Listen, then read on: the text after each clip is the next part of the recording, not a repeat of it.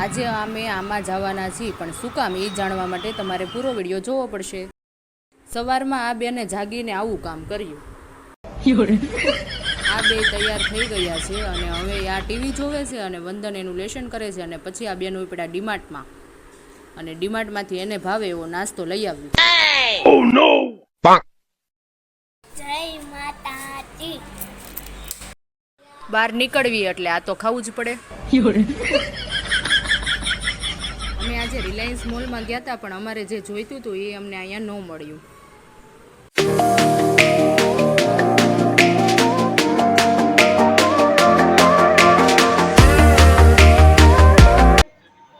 પછી અમે વિજય સેલ્સમાં ગયા તો ત્યાં અમારે જે જોઈતું હતું એ અમને મળી ગયું.